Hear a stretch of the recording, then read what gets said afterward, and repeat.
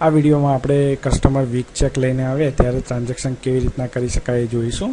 સો admin મોડ્યુલમાં આપણે જે ઓપ્શન બટન છે એની ઉપર ક્લિક કરીશું.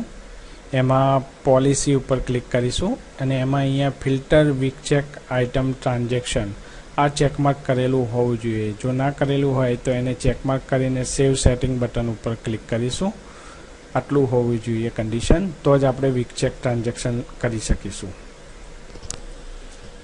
હવે જ્યારે કસ્ટમર વીક ચેક લઈને આવે ત્યારે સૌથી પહેલાં તો અહીંયા વીક બટન ઉપર ક્લિક કરીશું. જ્યાં ઓફ છે અહીંયા ક્લિક કરીશું અને અહીંયા એની સ્ટાર્ટ ડેટ અને એન્ડ ડેટ નાખીશું. સપોઝ કે 6/26 થી 6/30 અને વીક ચેક નંબર નાખવો જરૂરી છે 1 2 3 4 5.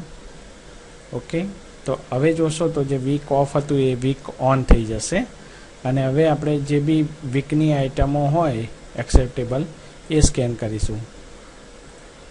જો કોઈ પણ આઇટમ વીક ચેક એક્સેપ્ટેબલ નહીં હોય અને એ સ્કેન કરીશું તો એ કહેશે કે this is not a weak check item, do you want to make it weak check item? Yes કરીશું એટલે એ વીક ચેક આરી આઇટમ બનાવી દેશે. હવે ટ્રાન્ઝેક્શન $1.50 છે, કેશ સિવાયનું ટ્રાન્ઝેક્શન છે એટલે આપણે ચેકઆઉટ બટન ક્લિક કરીશું અને અહીંયા વીક ચેકનું બટન આપેલું છે તો વીક ચેકનું બટન ક્લિક કરીશું. એમાં ડિફોલ્ટ ટોટલ અમાઉન્ટ આવી જશે. આપણે ઓકે કરીશું. આ રીતના વીક ચેક ટ્રાન્ઝેક્શન કરી શકાય છે.